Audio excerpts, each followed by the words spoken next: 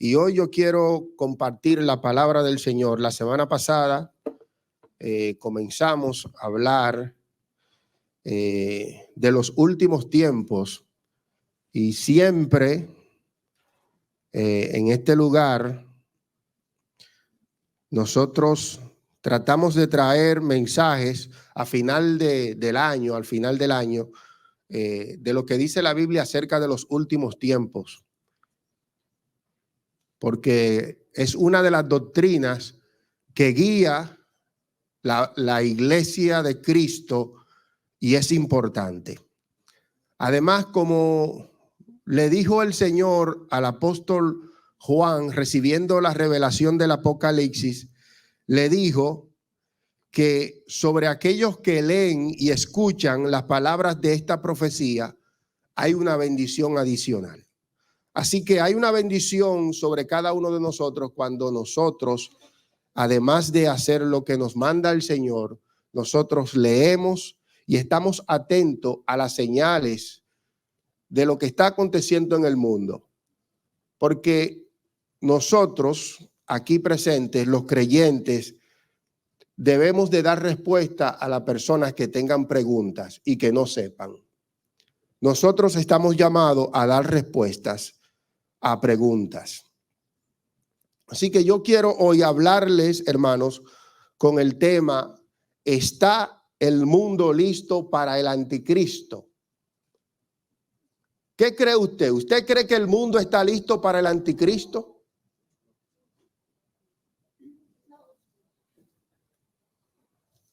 Sí, está bien, eso es una creencia. Amén. La hermana dijo por aquí no. ¿Quién dice sí? ¿Quién dice lo contrario? No saben. Hay algunos que no saben. ¿Qué dice la Biblia?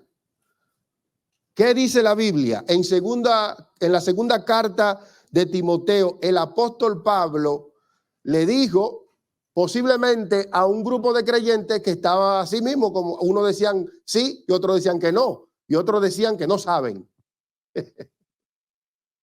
que quieren que el pastor le diga. Está bien, el apóstol Pablo da algunas palabras que creo que es importante, y si usted se puede poner de pie conmigo y luego nos sentamos, ¿verdad? Y leemos la palabra del Señor. Dice el apóstol Pablo en 2 Tesalonicenses, en el capítulo 2 y versos 7 y 8. Porque ya está en acción el misterio de la iniquidad, solo que hay quien al presente lo detiene, hasta que él a su vez sea quitado de en medio. Entonces se manifestará aquel inicuo, a quien el Señor matará con el espíritu de su boca y destruirá con el resplandor de su venida. Padre, en el nombre de Jesús nos presentamos delante de ti en esta mañana. Háblanos, Señor.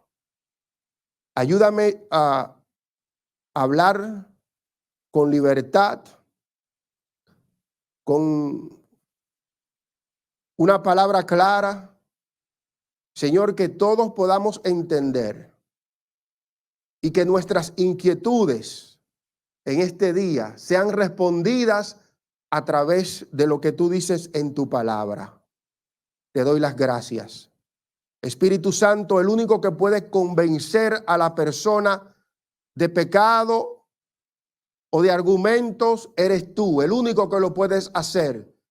Si yo trato de argumentar, lo puedo dañar, pero tú convences.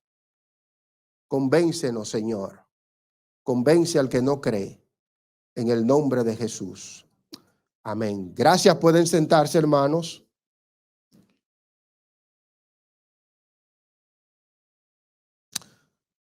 La pregunta que intento responder en esta mañana es probablemente la misma que tenían los hermanos en la iglesia de Tesalónicas.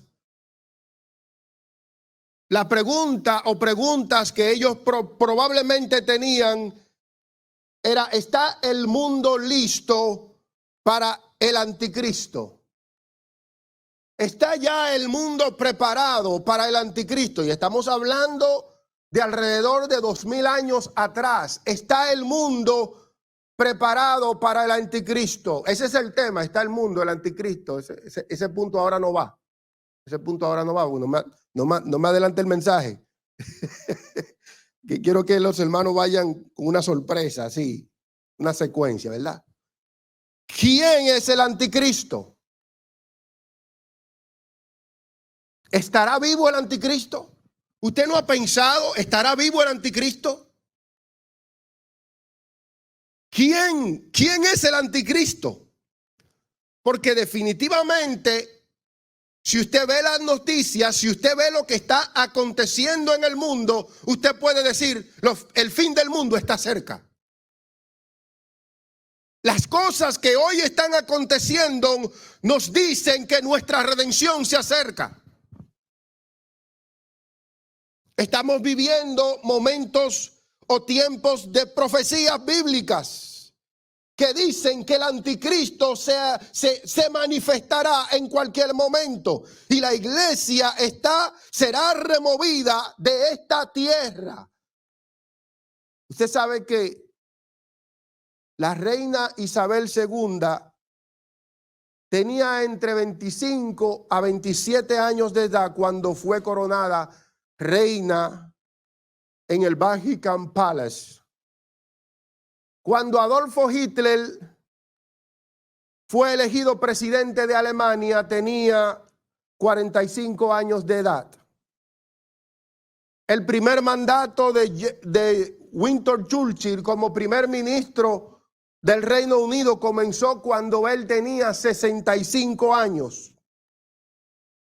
Uno de los más recientes líderes políticos de los Estados Unidos, Joe Biden, fue elegido a la presidencia a la edad de 78 años.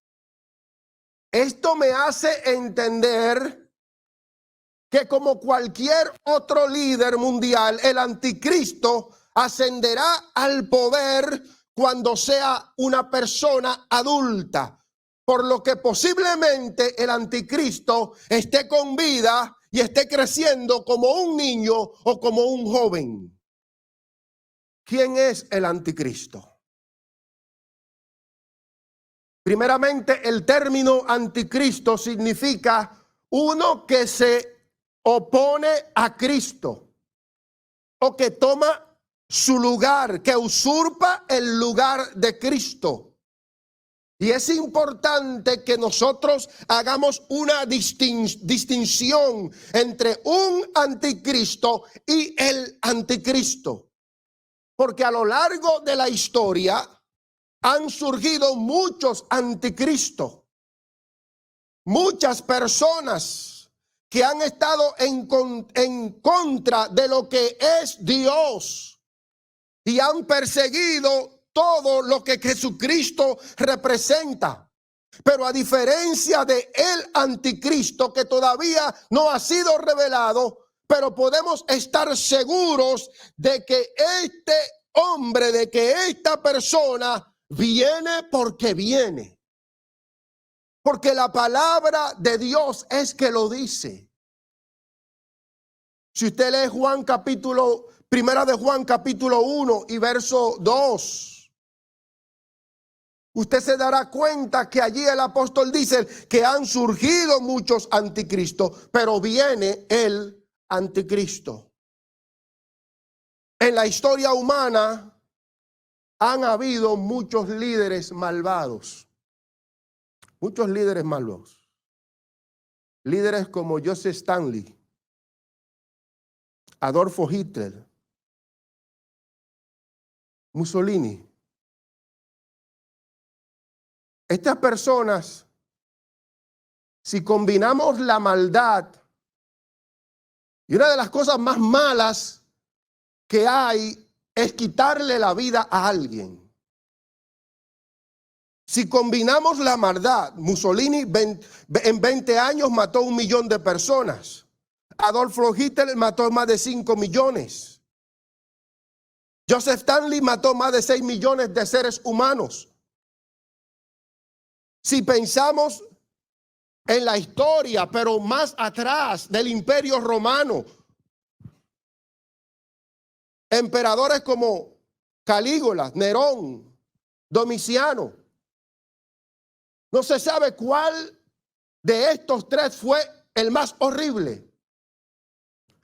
Pero la Biblia dice que vendrá un líder político que, si nosotros combinamos a estos líderes dictadores mencionados, ellos serán como juguete delante de este hombre de maldad que tomará posesión del mundo. La Biblia lo llama el imperio de iniquidad. Iniquidad es injusticia, maldad, perversidad, que ha estado en función durante mucho tiempo. Y Pablo dice que desde los tiempos en que él enseñaba la palabra del Señor, estaba el ministerio de iniquidad en función. Pero cuando finalmente este misterio de iniquidad sea revelado o estalle en el mundo, no habrá ningún político o ningún dictador, por más malvado que sea, se podrá parecer a este hombre que la Biblia lo describe como el anticristo. No es para asustar a nadie. Lea la Biblia. La Biblia lo habla y lo dice.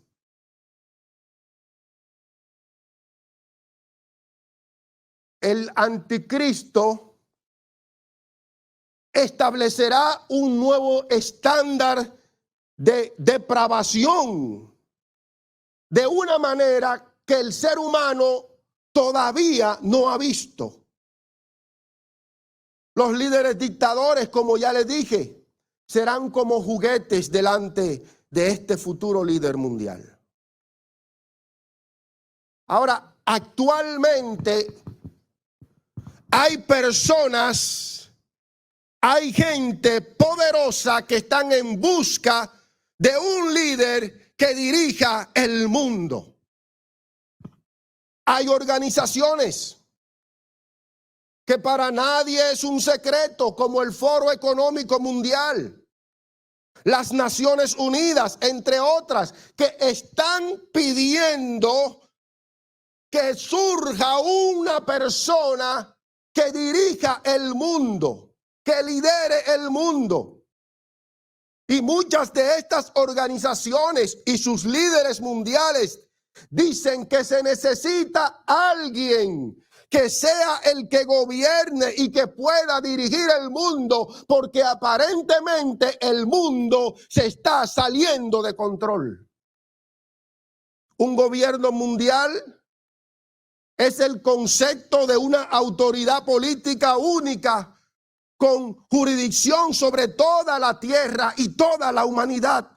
En otras palabras, el mundo ignorantemente le entregará en las manos del anticristo el control absoluto de todo el mundo en bandeja de oro.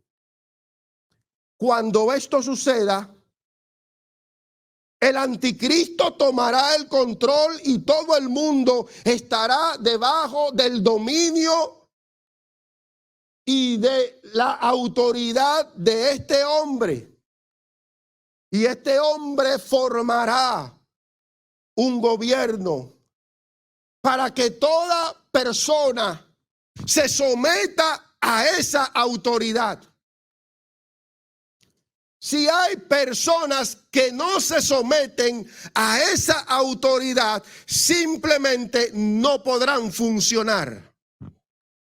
En el capítulo 13 de Apocalipsis, en los versículos 5 en adelante, dice: también se le dio boca que hablaba grandes cosas y blasfemias, y se le dio autoridad para actuar 42 meses, y abrió su boca y en blasfemia contra Dios, para blasfemar su nombre y su tabernáculo, y de los que moraban en el cielo, y se le permitió hacer guerra contra los santos y vencerlos.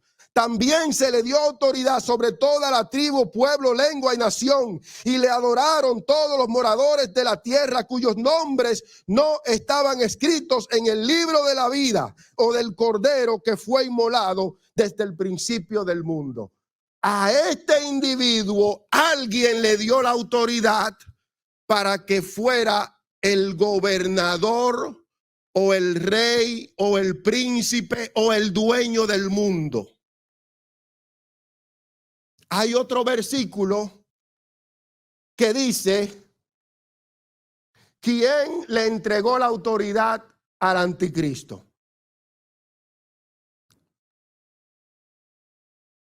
Perdón, antes de leer ese versículo, le voy a leer otro personaje que adjunto con el anticristo van a trabajar con el mismo propósito. Se le conoce como la bestia.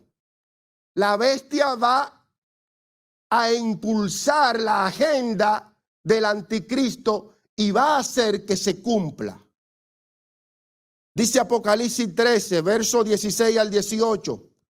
Pequeños y grandes, hablando de la bestia, ricos y pobres, libres y esclavos, se les pusieron una marca en la mano derecha y en la frente, y en ninguno pudiese comprar ni vender, sino el que tuviese la marca o el nombre de la bestia.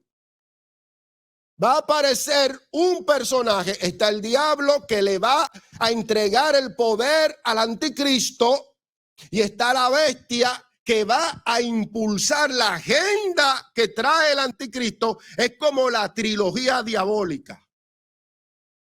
Nosotros tenemos al Padre, al Hijo y al Espíritu Santo. El diablo se tiene al diablo, la bestia, el anticristo y la bestia. La bestia hará que todo el mundo se le ponga una marca. Y con esta marca le da el derecho a las personas de vivir su vida. Sin esta marca, las personas que estén en la tierra cuando el anticristo sea revelado no podrán vivir. No podrán obtener una licencia de conducir porque necesitan la marca. No podrán ir al supermercado a comprar porque no van a tener dinero para comprar, porque necesitan trabajar, necesitan tener seguro. Necesitan hacer un sinnúmero de cosas para mantenerse vivo y funcionando en la tierra. Y sin esa marca que la bestia va a proveer para todo ser humano que esté en la tierra, no se va a poder vivir aquí.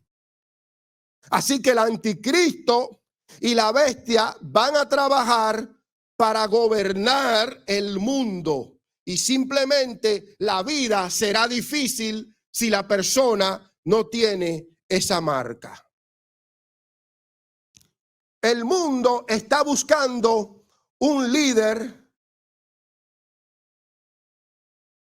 El mundo está buscando un líder político para que los gobierne. Ese líder pronto aparecerá en el escenario mundial. Y la Biblia dice que viene un líder político, un hombre ilustrado.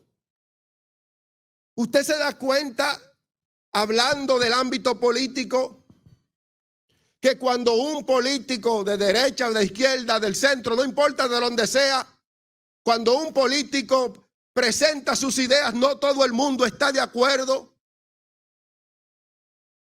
No todo el mundo está de acuerdo con los políticos, pero surgirá este hombre llamado el anticristo, donde todo el mundo estará de acuerdo con él, porque será un hombre ilustrado, será un hombre con inteligencia como nadie tiene, y traerá resolviendo los problemas que está en el mundo hoy, y todo el mundo dirá: ese es el hombre que queremos.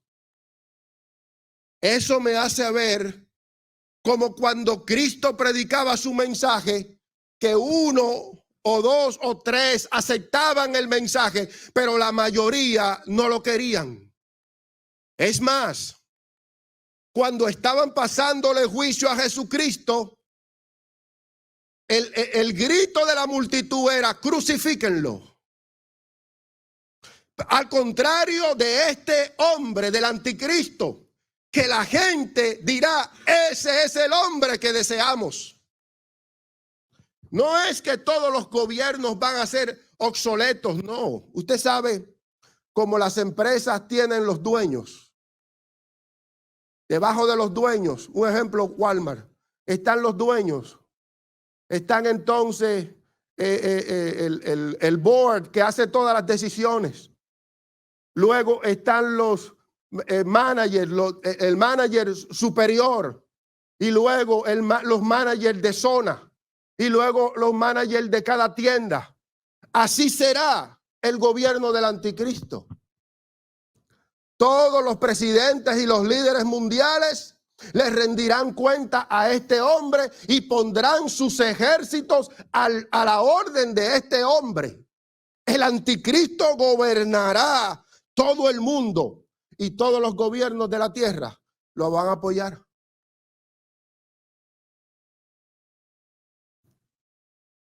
Sobre la identidad del anticristo se han hecho muchas especulaciones, pero hasta ahora todas han fallado.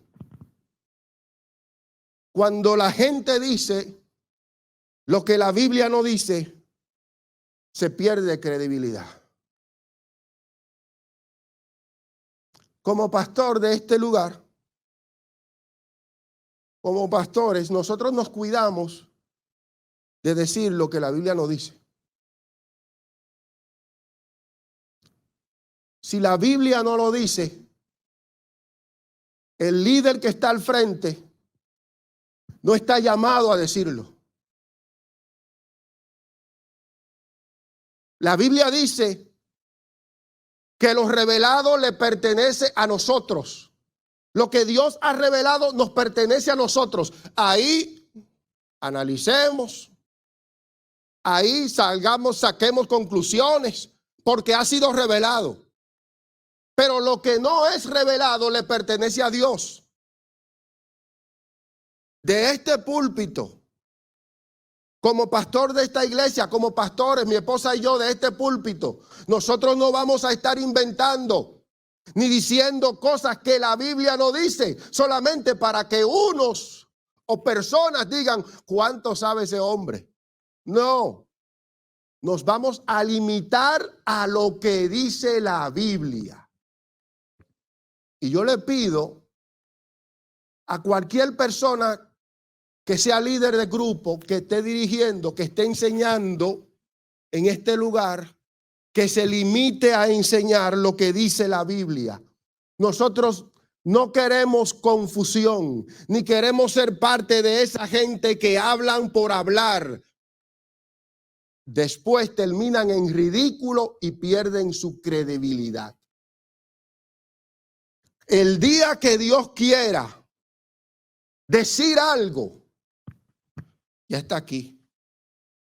Todo lo que ha sido revelado, todo lo que es para el bien y la piedad de los seres humanos está revelado en la santa palabra de Dios. Vivamos lo que conocemos, y lo que no conocemos, que Dios no ha revelado, dejémoslo a Dios.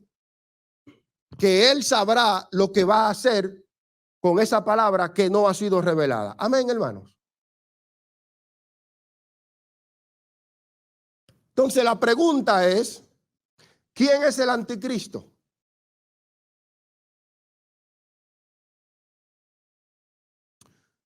¿Quién es el anticristo y cómo se va a reconocer?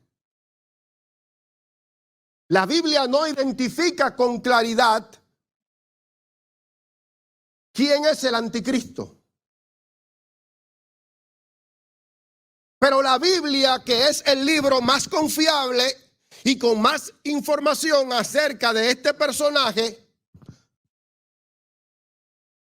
nos da algunos detalles de las cosas de este individuo.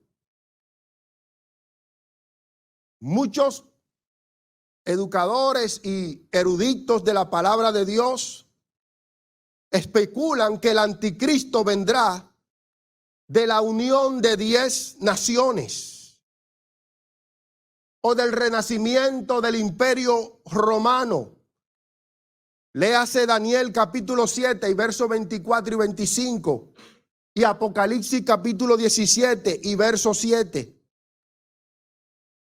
Otros eruditos dicen que el anticristo tiene que ser de procedencia judía para que los judíos firmen ese tratado y le permitan construir el templo que ellos van a construir ahí en Jerusalén, que es la semilla de la discordia.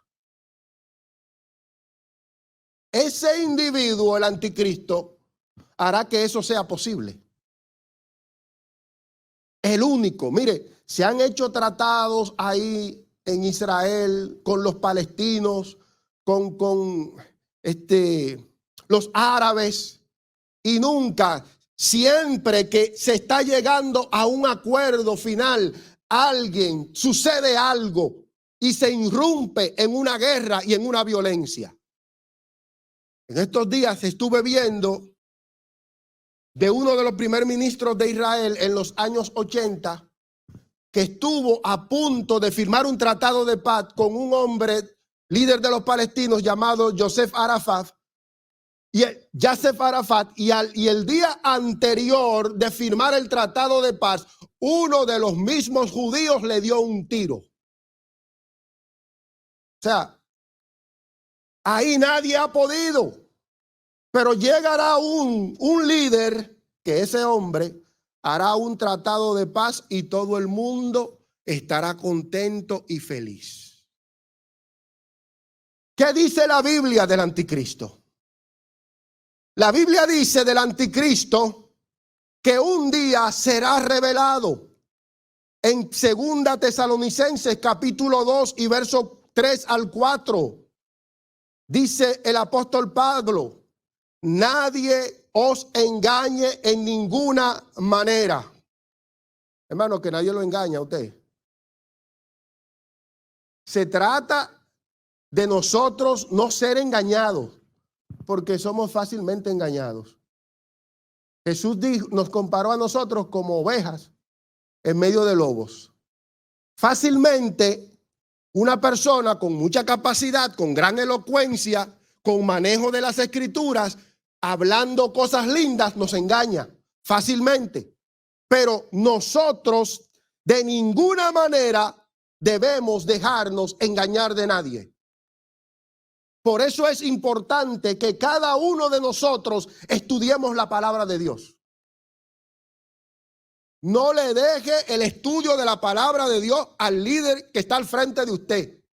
El líder que está enseñando, está bien que enseñe, pero yo tengo que prepararme también en la palabra de Dios para asegurarme de que a mí me están alimentando con la palabra sana de Dios. Usted tiene una responsabilidad, como nosotros, como líderes tenemos responsabilidad. El pueblo también tiene una responsabilidad de escudriñar la palabra de Dios, porque Jesús dijo: y vosotros decís que la palabra de Dios está la vida eterna. Y si usted dice que es la palabra de Dios, entonces hay una responsabilidad nuestra de estudiar la palabra de Dios. Que nadie te engañe en ninguna manera.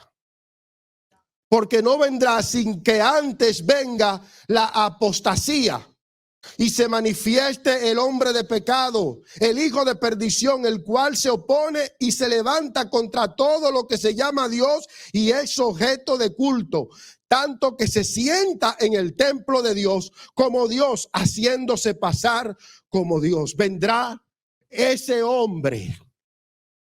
Ese hombre vendrá. Pero antes de que venga el anticristo, este texto dice algo muy importante, que sucederán dos cosas. Vendrá la apostasía y entonces se manifestará el hombre de pecado. Aparentemente los hermanos en Tesalónicas estaban con el mismo deseo que nosotros hoy estamos. Ellos querían saber cuándo es que el Señor regresaría. Los discípulos le preguntaron a Jesús: Señor, dinos, ¿cuándo sucederán estas cosas? Porque la gente quiere saber. Es más, Jesús se iba al cielo en Hechos capítulo 1 y ahí los discípulos: Señor, ¿restaurarás a Israel en este tiempo? Porque la gente quiere saber. ¿Y sabe lo que le dijo Jesús a sus discípulos? No les toca a ustedes saber los tiempos ni las razones que el Padre ha puesto en su sola potestad. Hay cosas que Dios solamente Él la tiene, la sabe y no se la dice a nadie. ¿Y sabe lo que le dijo Jesús? Ustedes se están preocupando por eso, pero yo quiero que ustedes entiendan esto, que van a recibir poder cuando vengan sobre vosotros el Espíritu Santo. Si usted está preocupado por el fin del mundo y las cosas que van a suceder, usted tiene que entender que tiene que estar más preocupado por estar lleno del Espíritu Santo de Dios. Porque el Espíritu Santo te va a ayudar a caminar una vida en santidad mientras Cristo llega por su iglesia. Dale un aplauso fuerte al Señor.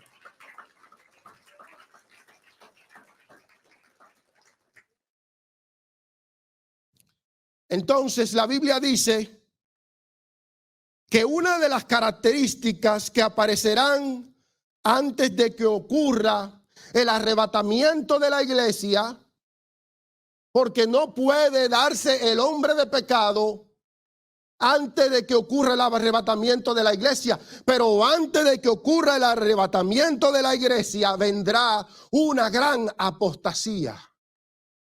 ¿Qué es la apostasía? Viene de la palabra griega apostasía, sin acento en la I. Sin acento. Significa salida, partida, rebelión, volverse atrás, recaer. Esta palabra apostasía se utilizaba en el tiempo antiguo para describir un divorcio. Porque un divorcio es el juramento que se hacen dos personas de permanecer no hasta que la enfermedad los separe, no hasta que pierda el trabajo, no hasta que me canse, hasta que la muerte los separe. Entonces, un divorcio lo que da es la oportunidad a la gente de salir de un compromiso hecho. También se utilizaba para describir una revuelta o una deserción política. La apostasía espiritual amenaza hoy al cuerpo de Cristo.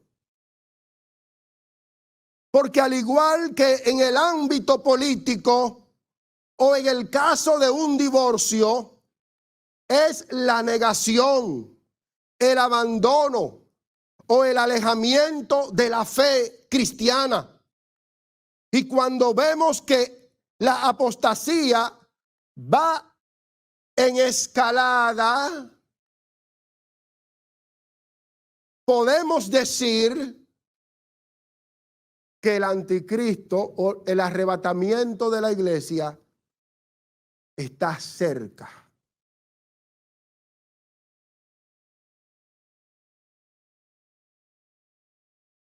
Cerca del fin de la era cristiana o de la era de la iglesia, habrá un terrible alejamiento de la fe cristiana.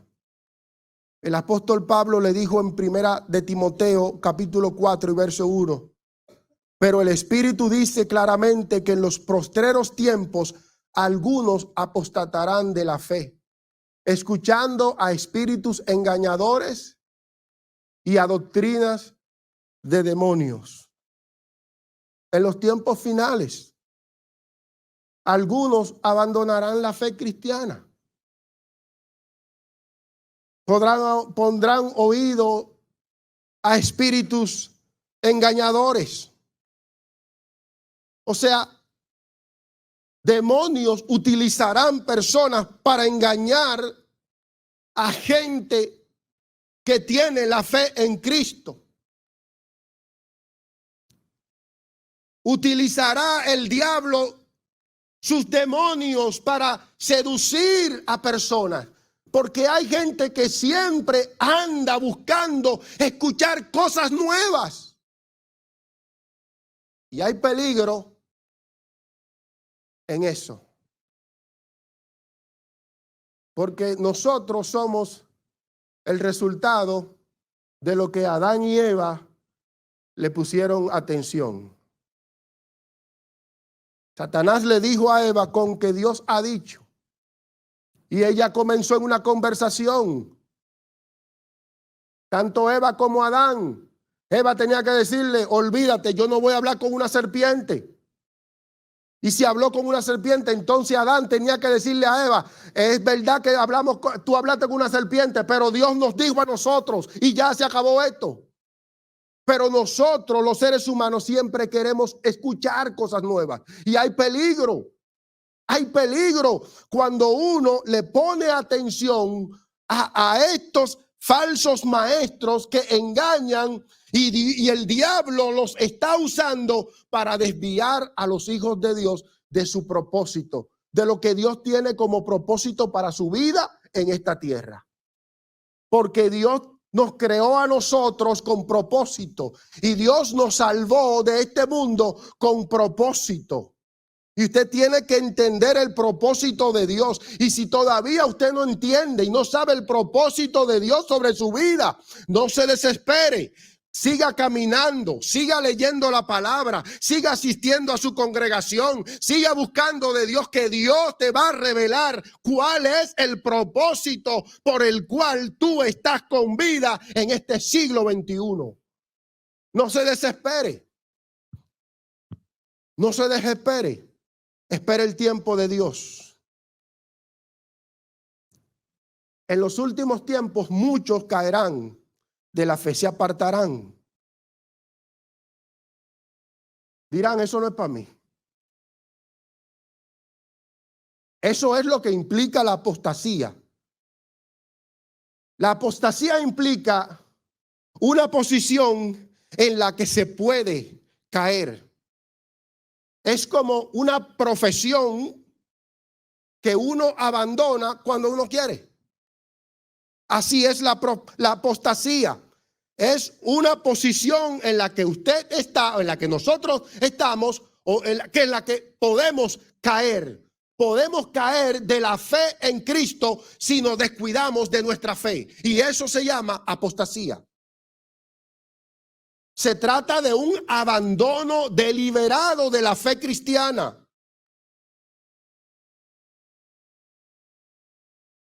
No fue que nadie me empujó, no. Nadie empuja. El único que empuja es el diablo. El único que quiere que tú sueltes a Dios es Satanás. Que el Señor lo reprenda. Y usted suelta a Dios si usted quiere.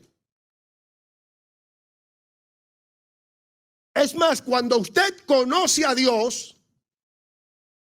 cuando usted conoce a Cristo, no hay diablo que te pueda sacar de los caminos del Señor. El apóstol Pablo lo decía de esta forma: ni espada, ni muerte, ni enfermedad, ni dominio, ni nada me puede separar del amor de Cristo. Una persona que conoce a Dios, nadie lo mueve de ese que ha conocido, de Cristo, ni el diablo. Nuestro ejemplo es el Señor. El diablo le ofreció villas y castillas y Cristo dijo, yo me quedo con mi Padre. En el desierto. ¿Se acuerdan en el desierto, la tentación? Ay, mira que tú estás ayunando por 40 días. Yo sé que tú tienes hambre. Haz que estas piedras se conviertan en pan. Tú eres el Hijo de Dios. El Señor le dijo, no, nadie me mueve de la voluntad de mi Padre. Y en su vida lo trataron de sacar de su camino, de descarriar de su camino, pero él concluyó la voluntad de su Padre y él es nuestro ejemplo a seguir. Nadie nos puede mover del amor de Cristo Jesús, del amor de Dios que es en Cristo Jesús, Señor nuestro. Dale un aplauso al Señor y di, nadie me va a mover del amor de mi Señor.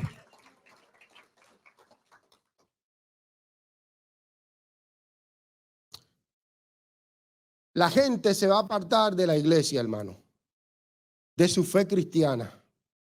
Se van a alejar. Note que el texto no dice que dejarán la iglesia, sino que se apartarán de la fe. Y esto está pasando. Varias organizaciones de encuestas, entre ellas Pew Research Center, Gallup Poll, dicen que de 20 a 42 millones de personas o de cristianos se marcharán del cristianismo para el año 2050. Eso es alarmante, porque Cristo vino a salvar. Cristo no vino a condenar. Cristo vino a buscar los perdidos. No vino a rechazar a los que están perdidos. Pero Cristo no te rechaza.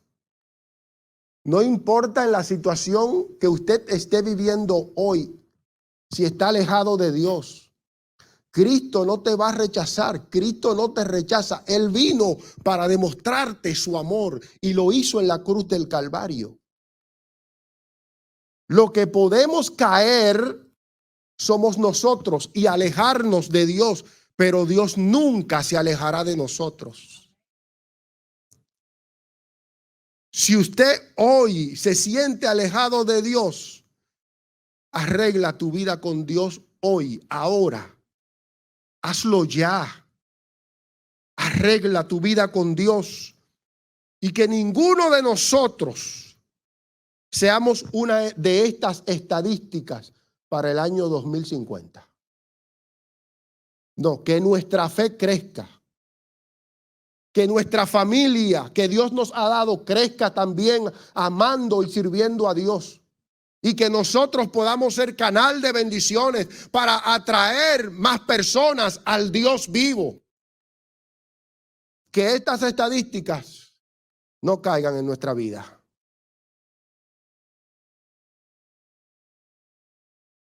Pero lamentablemente dentro de las congregaciones hay personas que sus cuerpos están presentes, pero su espíritu no. Muchos se han alejado de Dios. Acuden a las iglesias, pero no están ahí. Escuchan el mensaje, cantan, pero no están aquí. No están en Cristo. Porque hay que estar en Cristo. Es como una forma de vida. Y si yo estoy aquí, yo tengo que estar dentro de la congregación en espíritu, alma y cuerpo. Pero hay personas que están aquí en su cuerpo, pero su espíritu no está en la iglesia. Su espíritu no está en Dios. Están dormidos, se han alejado solamente solamente vienen a los servicios, pero ya, eso es todo. Algunos abandonarán deliberadamente la fe en Cristo. Pero cada día nosotros debemos de cuidar nuestra fe. Y esto es importante porque nuestra fe en Cristo es más importante, es lo más importante que nosotros tenemos. Nuestra fe en Cristo es lo que nos garantiza agradar a Dios. La fe en Cristo es lo que nos garantiza la salvación del alma. La fe en Cristo debe cuidarse. Nosotros debemos cuidar nuestra fe. El apóstol decía, con temor y temblor yo tengo que cuidar mi salvación. Y la salvación yo la obtengo a través de la fe en Cristo. Así que yo tengo que cuidar mi fe en Cristo. Tengo que alimentar mi fe en Cristo. Y tengo que ejercitar la fe que yo digo que tengo. De lo contrario, yo puedo perder mi fe. Y la fe es lo más importante que yo tengo. Podemos tener cosas materiales, pero ¿sabe qué? Lo material, así como la obtenemos en un instante, la podemos perder. Lo más importante que nosotros, que usted tiene, es su fe en el Señor. Cuida tu fe en Cristo. Cuida tu fe en el Señor, iglesia. Cuida tu fe, alimenta tu fe. Mantén tu fe en Cristo. Que nada ni nadie te arranque la fe que has depositado en el Señor. ¿Cómo podemos cuidar nuestra fe? Hay 5 hábitos sencillos que nos ayudarán a mantener nuestra fe en el Señor. Una fe sana, una fe creciente, una fe que busca a Dios, una fe que tiene hambre y sed de Dios. 5 puntos sencillos y yo se los quiero dar. Orar. Orar es hablar con Dios. El que no habla con una persona no tiene relación con esa persona.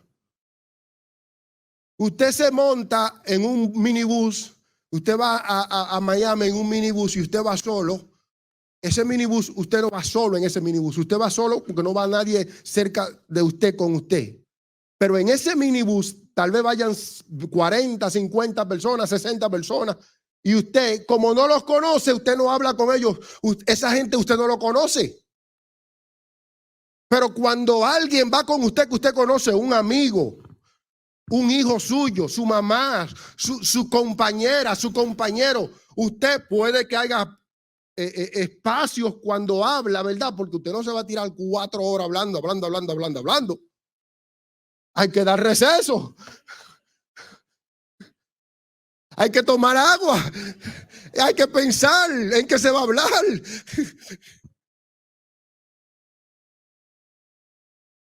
Pero usted no se tira 4 horas con un ser que ama y que aprecia callado. No, usted va hablando porque nadie habla con la mente. Yo sé que a muchos de nosotros nos criaron que nuestros padres no miraban nada más y ya. Con esa mirada, ellos no tenían que decir una palabra. La mirada lo decía todo y uno entendía. Pero orar es hablar con Dios. Es tener una conversación, Padre, gracias. Y uno habla con Dios porque la oración es fundamental para nuestra relación con Él. Y la persona que yo sigo en Facebook, en Instagram, en TikTok, en qué otra cosa hay de eso. A Jesús. Yo sigo a Jesús. Y además de TikTok y toda esa cosa, lo mejor es la Biblia. Esa persona me enseñó a mí que él tenía una relación de oración con el Padre. Y se levantaba temprano y se acostaba tarde. Y a veces durante el día, en su trajín de día, Sacaba tiempo y se alejaba de la multitud para irse a solas a hablar con el Padre. Hay que tener un tiempo de oración con Dios, porque eso es un buen hábito que nos va a alimentar nuestra fe. Dice la Biblia, orando en todo tiempo. Orando en todo tiempo. Manejando el carro, orando. En el trabajo, orando. No cierre los ojos manejando el carro, ¿eh? No cierre los ojos o trabajando. Usted necesita su vista. Pero usted sabe lo que le digo. Hablando con la esposa o con el esposo y está en una conversación media caliente, media fogosa. Usted quiere hacer algo y ella quiere hacer otra cosa. Y usted tiene que orar ahí, Señor, en el nombre de Jesús. Entonces, como me aconseja uno aquí, una persona que yo amo mucho, me dice, ¿qué usted quiere? ¿Estar correcto o estar feliz?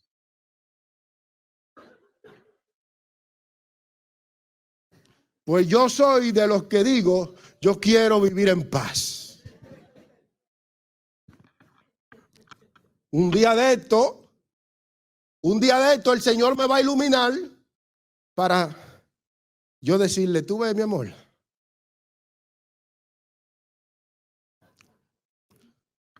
Otro hábito, leer diariamente la Biblia. Eso es importante. Porque no es por seña. El Señor ya no habla por seña. Señor, un pajarito, que se muevan las matas del árbol. Si se mueven a la izquierda, yo sé que tú quieres que yo lo haga. No, se va a equivocar, mi hermano. Si llueve hoy, Señor, yo sé que no. Van a llover todos los días. ¿O no va a llover todos los días? No, es leer diariamente su palabra y Dios nos va a ministrar en su palabra y además nosotros vamos a conocer a ese Dios que amamos. Eso es un hábito bueno, leer la palabra de Dios todos los días. Todos los días. Y la facilidad que nosotros tenemos para leer la palabra es increíble hoy. Antes había, si usted duraba el día entero trabajando en la calle y no podía abrir un libro para leerlo, ahora no, ahora es posible. Es fácil ahora leer la palabra de Dios, porque la palabra de Dios, ¿sabe qué, hermano? La palabra de Dios tiene un poder que dice que es viva y es eficaz. Y Dios me habla a través de su palabra y yo conozco quién es ese Señor. Número 3, un hábito importante es congregarse. Debemos de congregarnos, de hacerla, el congregarse una prioridad en nuestra vida. Mire, está terminando este año 2023. El 2024, dígale al Señor, Señor, yo me voy a congregar todos los días que haya servicio. Señor, y mire que si usted hace ese juramento, si usted dice, Señor, mira, yo me voy a congregar todos los días, el diablo está escuchando.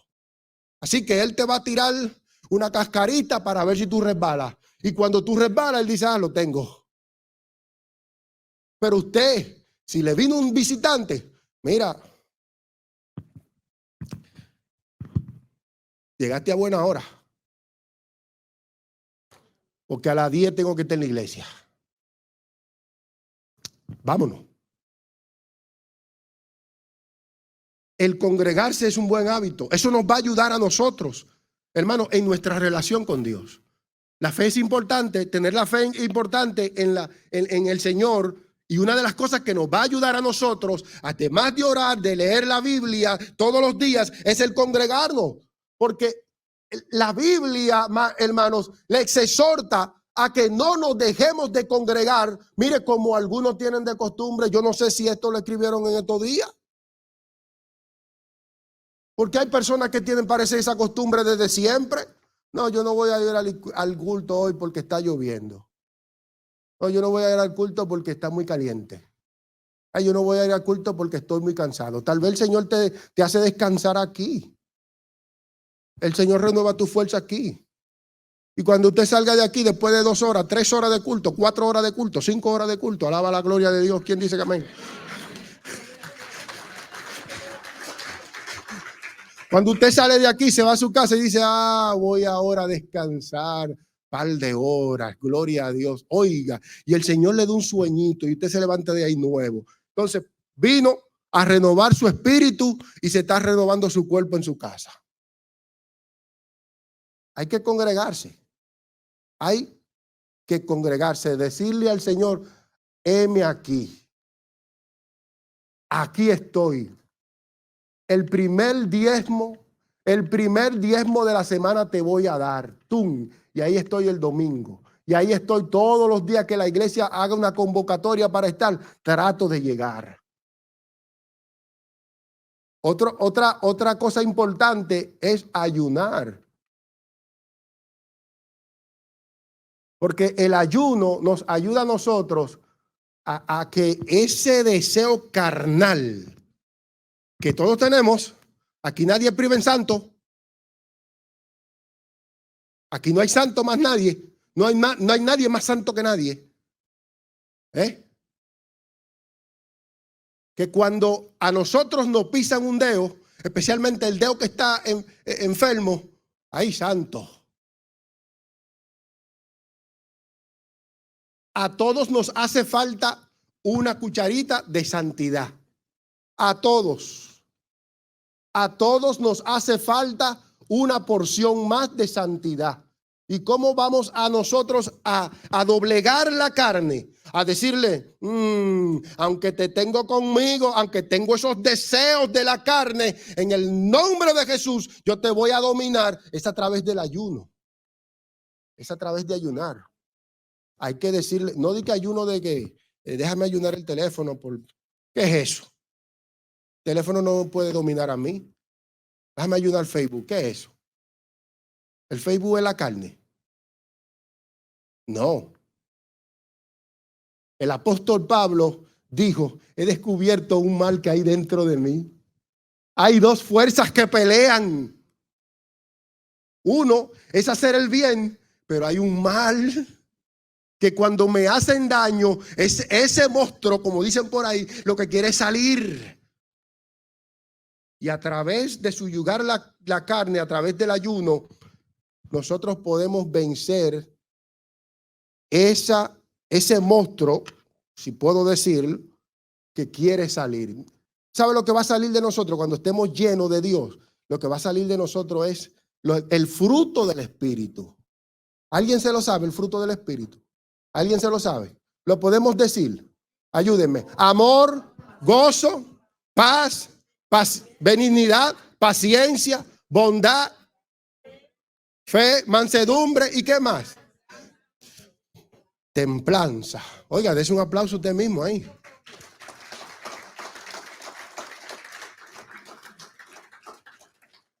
Yo creo que vamos a tener que dejar, porque yo tengo mucho material aquí, pero vamos a tener que dejar para el domingo la segunda parte, porque a mí me gusta que usted venga.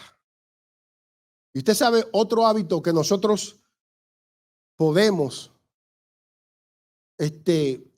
trabajar para que nuestra fe se mantenga, y con esto vamos a cerrar, es compartir el evangelio. Compartir el evangelio es un buen hábito.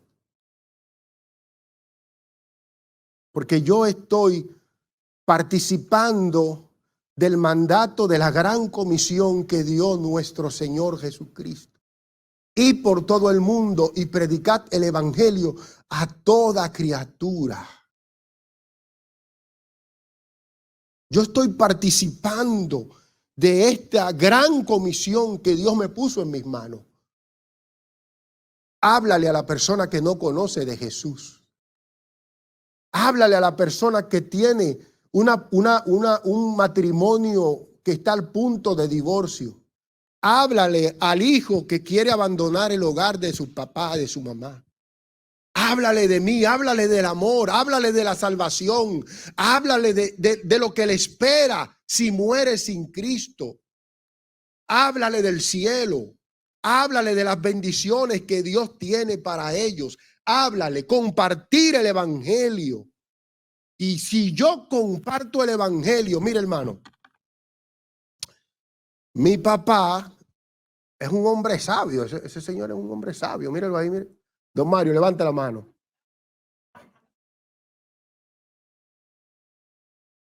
Ese señor sabe de matemáticas, pero no fue porque mi papá, ¿verdad? Con todo el respeto, él no estudió en su niñez. Tuvo una niñez muy difícil.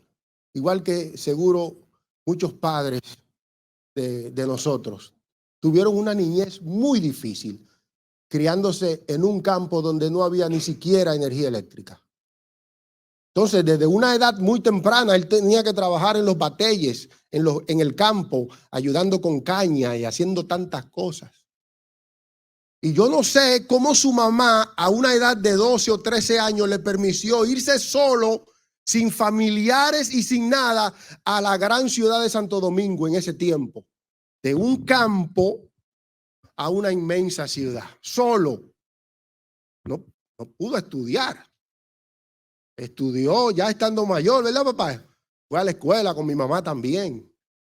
Pero ese señor, en cuanto a dinero, ese hombre, mire, ay Dios, ni un contador.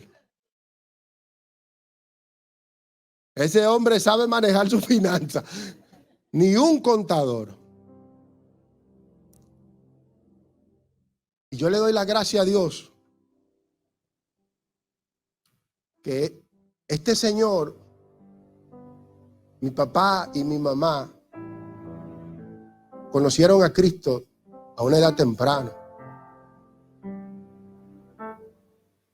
Alguien le habló de Cristo y ellos conocieron al Señor a una edad temprana y inculcaron los valores del evangelio en sus hijos. Y hoy todos le servimos al Señor con nuestras luchas, ¿verdad? Con nuestras pruebas, nuestras dificultades. Pero yo le doy gracias a Dios por mi papá, porque él compartió el evangelio y mi mamá compartieron el evangelio con sus hijos, que es la primera iglesia. Entonces, ese señor me recuerda siempre, recuérdate que tú eres pastor. Yo digo, sí, papá, de la iglesia, sí. No, del trabajo donde tú estás, tú eres pastor. O sea, me está diciendo, pórtate bien. No actúes como pueda actuar cualquier persona allí. Tú eres el ángel de Jehová ahí. Entonces, eso me ayuda. No porque ahora uno está al frente de una obra, liderando y nada. No. Es que eso me ha ayudado siempre. Que donde yo voy, donde yo llego, yo soy cristiano, yo soy diferente de esa gente que están ahí. Porque a la hora de yo hablarle del evangelio, luego van a decir, para yo ser como tú, mejor me quedo así. Porque el evangelio es diferente, el evangelio es puro. Y cuando nosotros compartimos el evangelio, nos compromete a nosotros para vivir una vida que dé testimonio a esa persona. El simple hecho de yo compartir el evangelio fortalece mi fe, me ayuda en la vida cristiana. Entonces está la oración, la lectura bíblica diaria de la palabra del Señor, que me va a fortalecer mi fe, el congregarme, el ayunar y el compartir el evangelio. Esas cosas nos van a ayudar a nosotros a mantener nuestra fe firme en el Señor, hermano, porque los tiempos están difíciles y muchas personas están abandonando la pasión por Dios porque su fe está debilitada. Que no se debilite tu fe, que no mengue tu fe. Al final de este año que Dios nos está dando, que nuestra fe haga hacia arriba, que se eleve a las alturas, que nuestra fe se mantenga intacta, que si hoy Cristo viene, que nosotros no vayamos con Él. Que si hoy nos toca morir, que miramos en la presencia de Dios. Hay que luchar por la fe, hermano. Yo le voy a pedir que se ponga de pie. Continuamos esto la semana que viene, si Dios lo permite.